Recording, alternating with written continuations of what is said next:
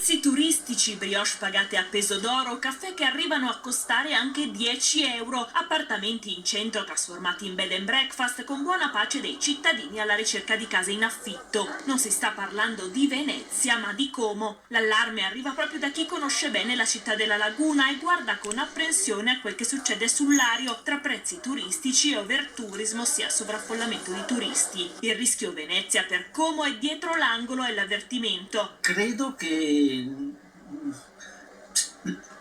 si possano verificare le stesse situazioni che si verificano qui a Venezia.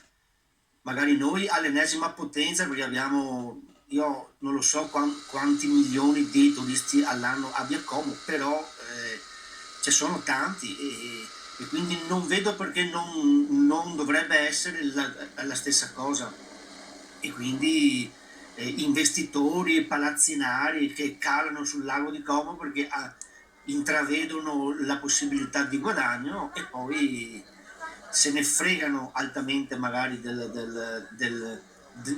degli abitanti della comunità e pensano solamente a far soldi. Il turismo non è una risorsa per una comunità, all'inizio forse, ma poi ci sono gli effetti collaterali che peggiorano una vivibilità di una comunità. Per Secchi, veneziano doc, che ha operato per anni nel settore del turismo, Venezia è ormai il termometro di riferimento. Si vede quel che succede qui, spiega, e si può capire cosa succederà nel giro di mesi o anni nelle altre città a vocazione turistica. Il riferimento è ai butta dentro fuori dai ristoranti, ormai presenza costante anche sul lago, ma anche al fiorire di bed and breakfast in centro a scapito delle abitazioni per residenti. Qui a Venezia non si trova più una casa in affitto, qui ci stiamo spopolando da decenni ed è sempre peggio.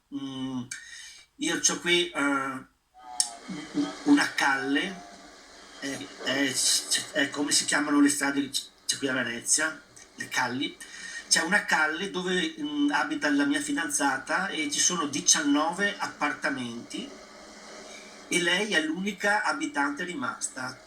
Quindi un veneziano, una famiglia veneziana e 17 case date in affitto turistico. E da qui l'allarme. Il lago di Como non sarà salvo purtroppo dalla situazione che stiamo vivendo qui a Venezia se non avrà degli amministratori lungimiranti e aperti mentalmente da poter capire questi fenomeni qui e porre delle soluzioni per proteggere appunto la comunità